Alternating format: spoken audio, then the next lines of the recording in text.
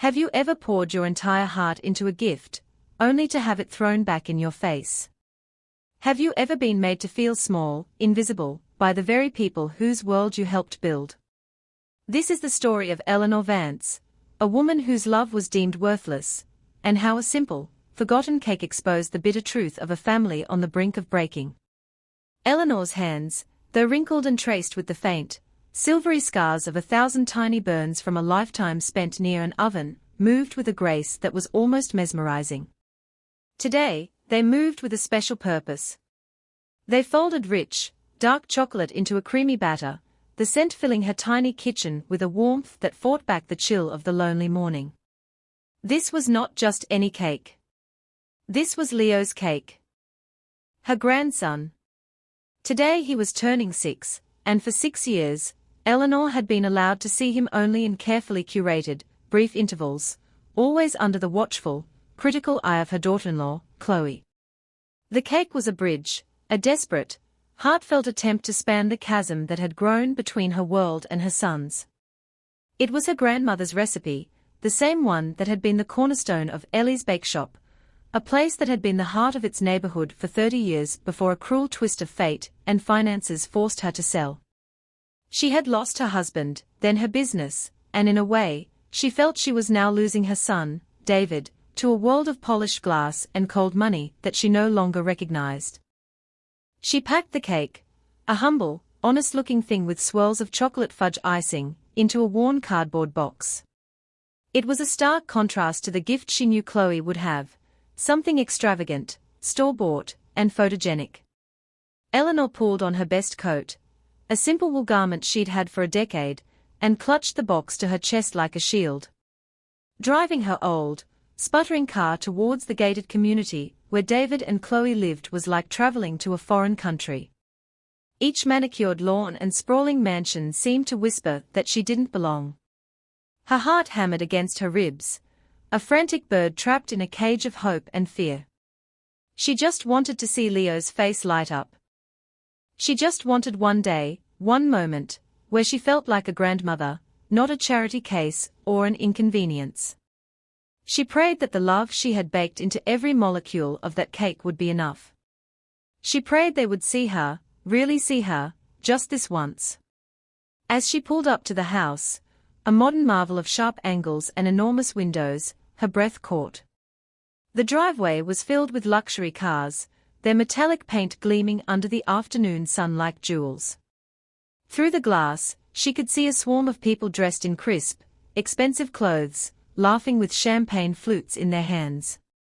It wasn't a child's birthday party, it was a society event that just happened to have a 6-year-old at its center.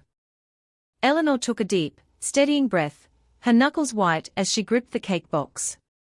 She walked up the stone pathway, the sound of her sensible shoes feeling deafeningly loud against the quiet hum of wealth. Before she could even ring the bell, the door swung open. It was Chloe.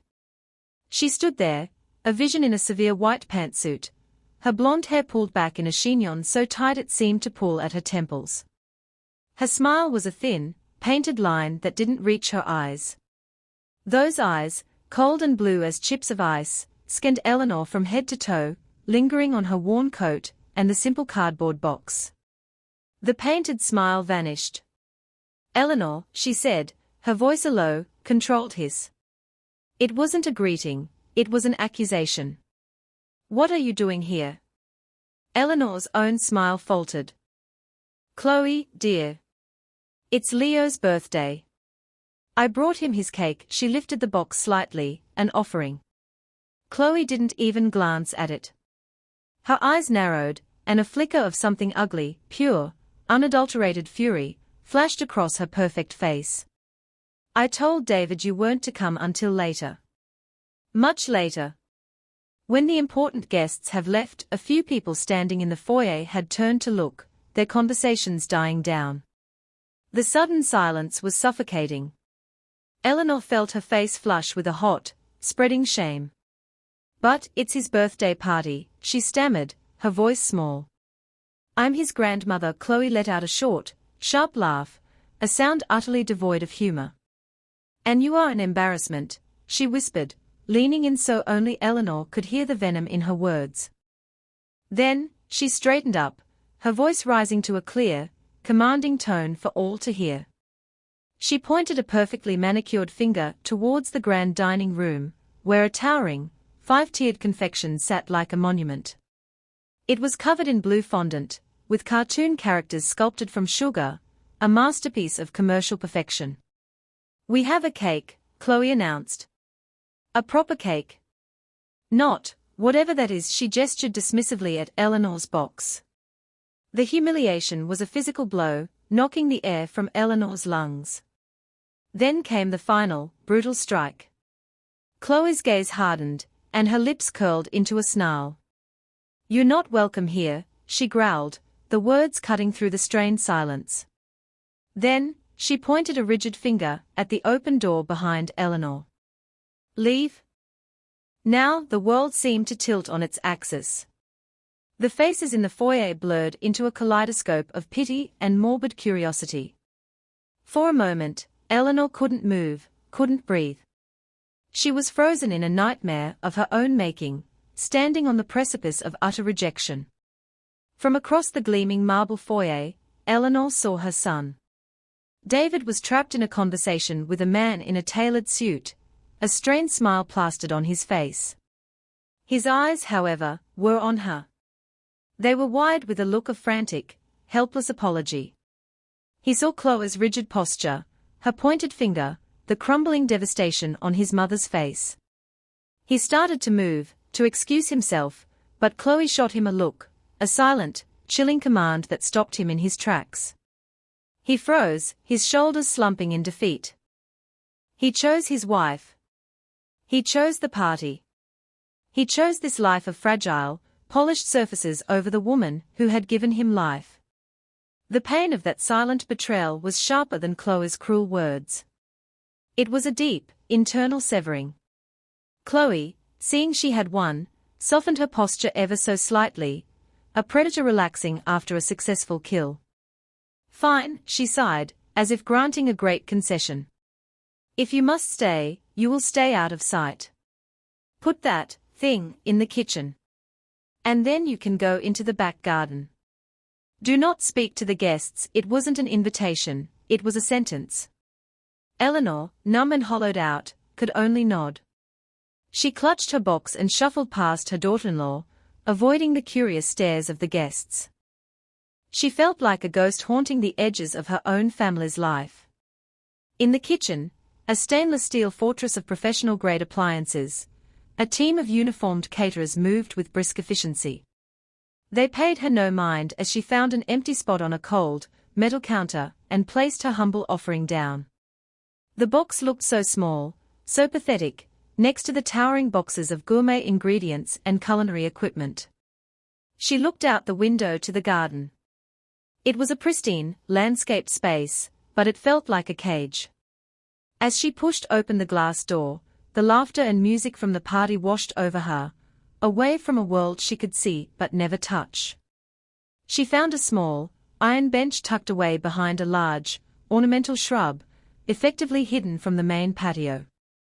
There, Eleanor sat, pulling her coat tight around her, the chill in the air a perfect match for the ice that had formed in her heart. She watched as her 6-year-old grandson, Leo, ran across the lawn, a glow of happy energy. He was dressed in a miniature suit, his hair carefully styled.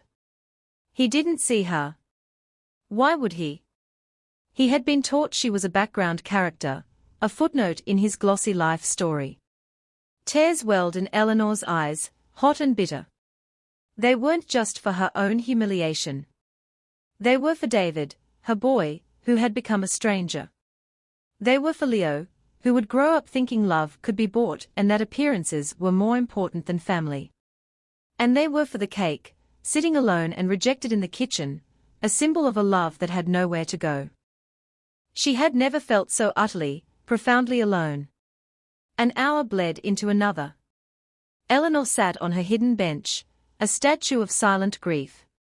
The sun began to dip lower in the sky, casting long, dramatic shadows across the perfect lawn. The party reached its crescendo. A wave of excitement rippled through the guests as Chloe's voice, amplified by a small microphone, rang out. It's time. Everyone, come on in for the birthday cake. Eleanor watched as the crowd migrated indoors. She could see them through the large glass walls of the dining room, gathering around the massive table. She saw Leo, his face alight with pure, 6-year-old joy, being lifted onto a chair by David. Chloe stood beside the towering blue cake, beaming, a queen presiding over her flawless kingdom. This was her moment of triumph, the centerpiece of her meticulously planned event. The caterers, with great ceremony, placed a single, large candle on the top tier. The lights dimmed. The crowd began to sing, "Happy Birthday." Eleanor's heart ached with a love so fierce it was physically painful. She wanted to be in there, singing along, her voice joining the chorus celebrating the boy she adored. Instead, she was an outcast, watching through glass. The song ended. Leo took a huge breath, his little cheeks puffed out, and blew. The flame vanished, and the room erupted in applause. Chloe, glowing with pride, took a large, ornate silver knife. "All right, my darling," she cooed at Leo. "What piece do you want?" Just as she was about to make the first cut, the head caterer, a woman with a stern face and a tightly wound bun, rushed to her side. She whispered something urgent in Chloe's ear. Eleanor, even from her distant vantage point, saw the color drain from Chloe's face. Her triumphant smile dissolved into a mask of confusion, then dawning horror. Chloe dropped the knife. It clattered loudly on the polished floor. A tense silence fell over the room. "What is it?" David asked, his voice tight with concern. Chloe turned to him, her eyes wide with panic. "The filling," she stammered, her voice trembling. "It's the wrong one. They sent the wrong cake. It's hazelnut cream. It's full of nuts." The word hung in the air, deadly and final. Nuts? Leo, her precious son, had a severe, life-threatening nut allergy. A single bite could send him to the hospital. The room gasped. Leo, not understanding the danger, but sensing the sudden wave of fear, looked from his mother's terrified face to the magnificent cake he was denied. His lower lip began to tremble. His joy shattered. A loud, heartbreaking sob escaped him, echoing through the silent, horrified room. Chloe's perfect party had just become a perfect disaster. The sound of her grandson's crying cut through Eleanor's own pain like a shard of glass. It was a sound that bypassed her hurt, her anger, her humiliation, and went straight to the deepest, most primal core of her being, the part that was a grandmother. She stood up from the bench, her own sorrow forgotten, replaced by a surge of protective instinct. She moved from the garden back into the house, slipping into the now chaotic kitchen. The caterers were in a quiet panic, whispering furiously into their phones. On the counter, untouched, sat her cardboard box. Inside was her cake. A cake she knew was safe. A cake she had made with her own hands, with ingredients she had bought herself. It was a simple chocolate cake with fudge icing. No nuts. No fancy, dangerous fillings. Just love. She looked through the doorway into the dining room. The scene was one of controlled chaos.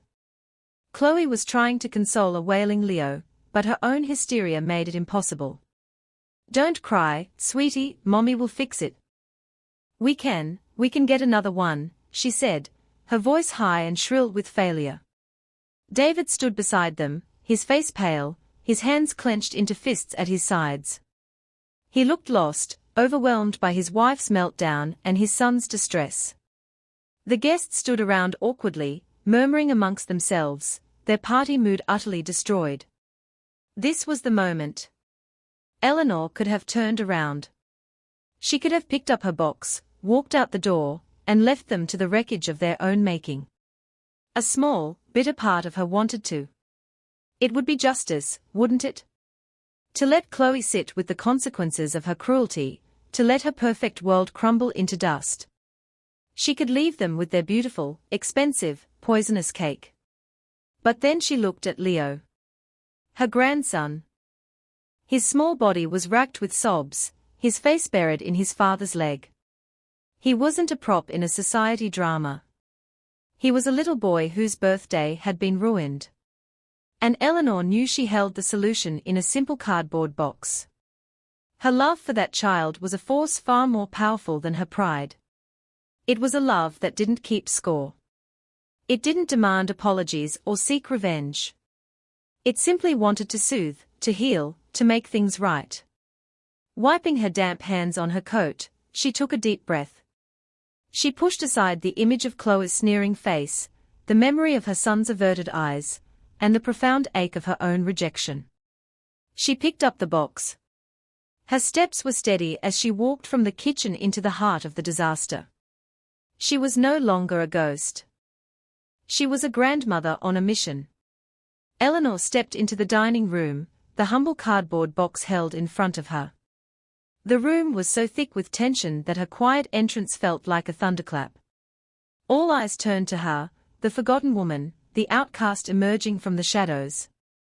She walked directly toward her son, her gaze fixed on Leo's tear-streaked face. "David," she said, her voice calm and clear, cutting through the nervous chatter.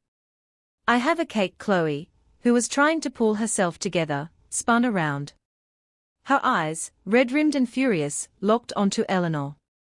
"What did you say?" she spat, her voice dripping with disbelief and contempt. She glanced at the cardboard box with disgust. "Get that thing out of here. Now is not the time for your sentimental nonsense. Can't you see what's happened?" She gestured wildly at the useless, magnificent cake on the table. But Eleanor didn't look at Chloe. She didn't acknowledge her at all.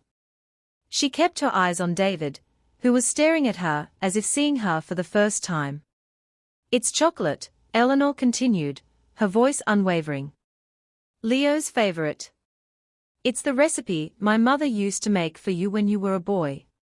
There are no nuts. There's nothing in it that can hurt him. It's safe." The word "safe" landed with incredible weight. It highlighted everything Chloe's cake was not. It spoke of care, of knowledge, of a love that was attentive and protective. For a moment, Chloe was speechless, her mouth opening and closing like a fish.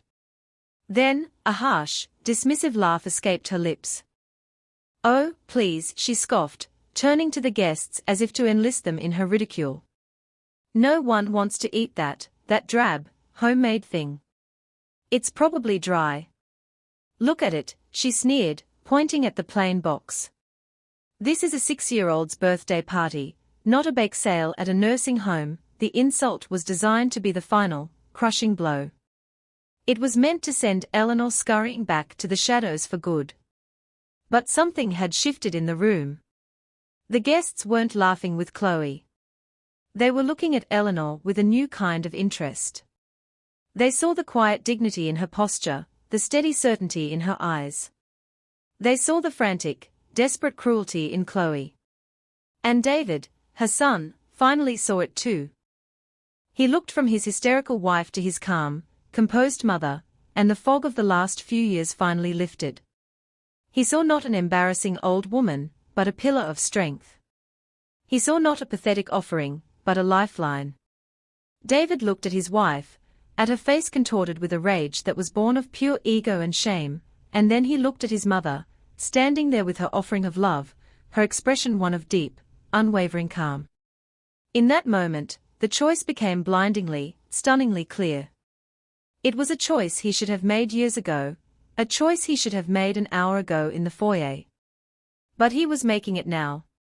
He stepped forward, gently moving a still sobbing Leo behind him, and placed himself squarely between his wife and his mother. He looked directly at Chloe, and for the first time in their marriage, his voice held a note of unshakable authority that had nothing to do with money or status. "That's enough, Chloe," he said. The words were quiet, but they resonated with the force of a gavel strike. Chloe's mouth snapped shut, her eyes widening in shock. He had never, ever spoken to her like that, especially not in front of their friends.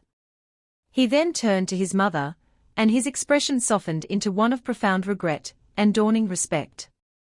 The frantic, apologetic boy from the foyer was gone, replaced by a man finally claiming his role. "Bring it out, Mom," he said, his voice thick with emotion.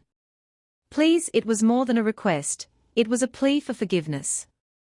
It was an acceptance of her gift, an acceptance of her. He reached out and took the cardboard box from her hands, his fingers brushing against hers. The simple touch was an apology, a promise, a bridge being rebuilt in real time. Together, they walked to the table. David carefully pushed aside a tier of the giant, useless blue confection to make room. He opened the box. There, sitting in the center of the grand mahogany table, was Eleanor's cake. It wasn't perfect. The swirls of fudge icing were a little uneven, and it didn't have any cartoon characters or fondant sculptures. It was just a cake. But the scent that rose from it was heavenly. It was the rich, honest smell of real chocolate, real butter, real vanilla. It smelled like home. Leo, his sobs subsiding into hiccuping gasps, peeked out from behind his father's legs. His eyes, swollen and sad, fell on the dark, rich cake. A flicker of interest, of hope, sparked in his gaze. Is that for me?" he whispered. "Yes, darling," Eleanor said softly, her voice warm and kind. "It's all for you." David found the candles, the simple, colorful wax ones they'd bought at the grocery store and forgotten about, and began pushing them into the soft icing.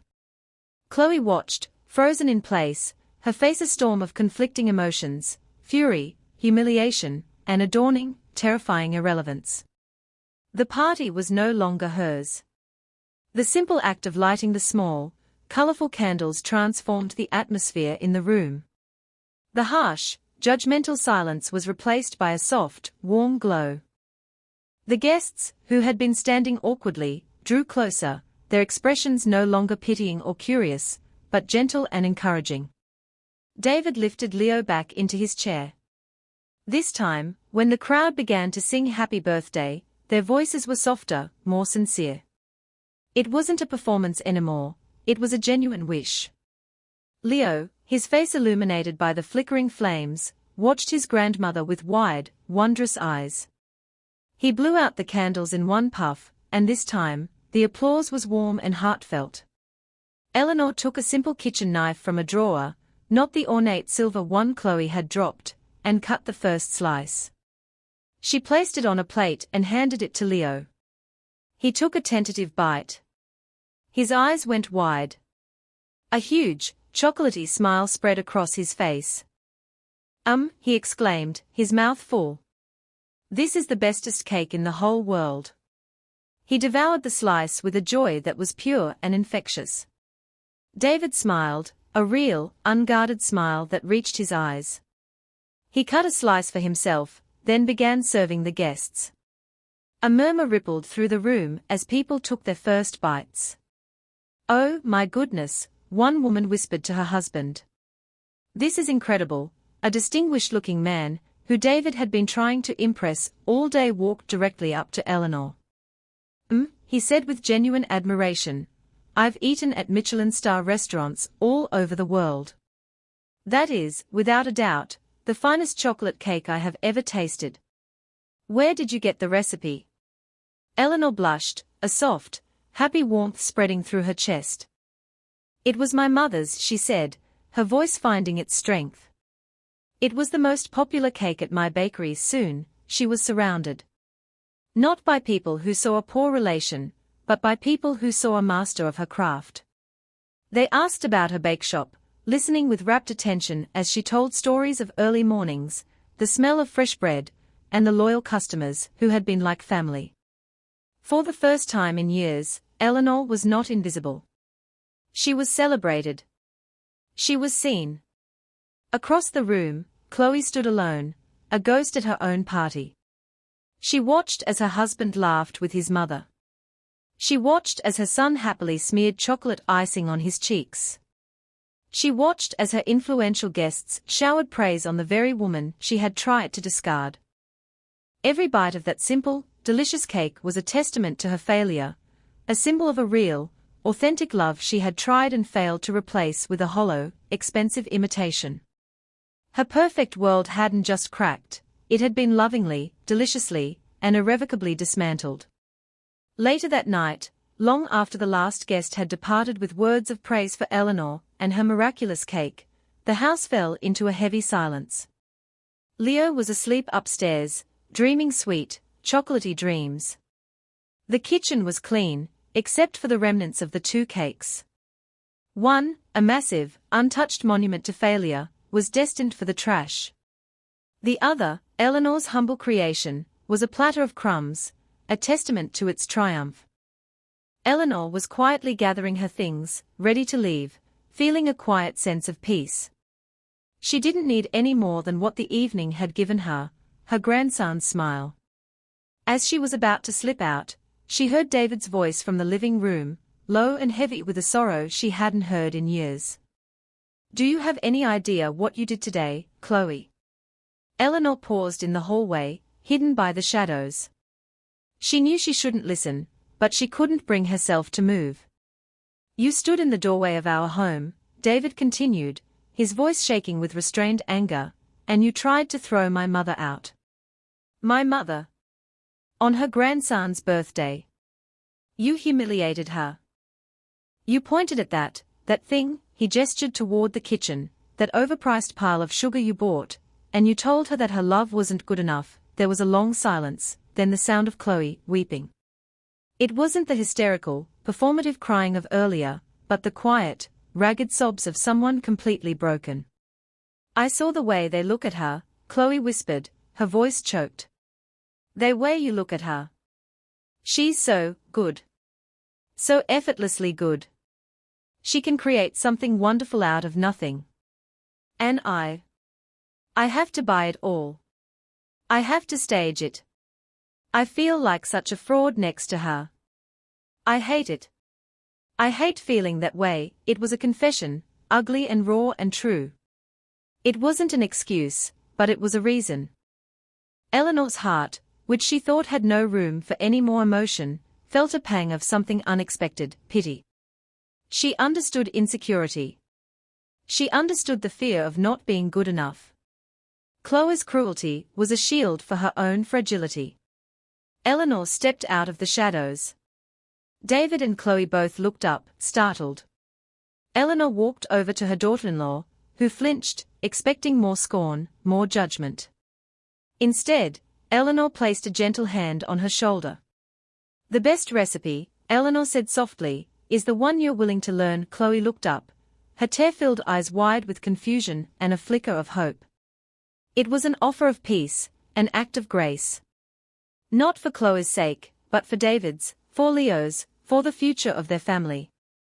Forgiveness, Eleanor knew, was the only ingredient that could truly mend what had been broken. In the weeks and months that followed, the dynamic in David's house began a slow but profound transformation. The confrontation on Leo's birthday had been a seismic event, shattering the old, fragile foundations and clearing the ground for something new and stronger to be built. David established a new, non-negotiable rule: his mother's house was their house, and she was to be treated not as a guest, but as the cherished matriarch of the family. The visits were no longer stiff, scheduled affairs. Eleanor would come over unannounced, her car sputtering into the driveway, and instead of a cold shoulder, she would be met with the sound of Leo yelling "Grandma," and running into her open arms. Chloe, humbled and stripped of her icy defenses, began a tentative journey toward redemption. She started asking Eleanor questions, not just about baking, but about her life, about David's childhood. It was awkward at first, a stilted dance of apology and acceptance, but slowly, a fragile bond began to form. One afternoon, David came home from work to an astonishing sight. He found his wife and his mother in the kitchen, side by side, their hands dusted with flour. Chloe was listening intently as Eleanor explained the precise moment to fold the chocolate into the batter, the same recipe that had saved Leo's party. Chloe was clumsy, uncertain, but she was trying. And in her eyes, David saw a flicker of the woman he had first fallen in love with, before insecurity and the pressures of their lifestyle had hardened her. Inspired, David had an idea. He helped Eleanor convert her small, unused garage into a pristine, professional-grade kitchen. He built her a website, Ellie's Bake Shop, Reborn, and they started a small, home-based business, taking special orders for her legendary cakes. The business became her passion, a revival of her old identity, giving her purpose and pride. The final scene isn't one of drama or conflict, but of quiet, simple joy. It's a Saturday morning. Eleanor, David, Chloe, and a flower-dusted Leo are all in the new kitchen, laughing as they decorate a cake together. The air is thick with the scent of sugar and love. The chasm between their worlds has been closed, not with money or appearances, but with forgiveness, respect, and a shared understanding of what truly matters. Eleanor's cake wasn't just flour and chocolate. It was a vessel for a love so powerful it could expose lies, heal wounds, and rebuild a family from the inside out.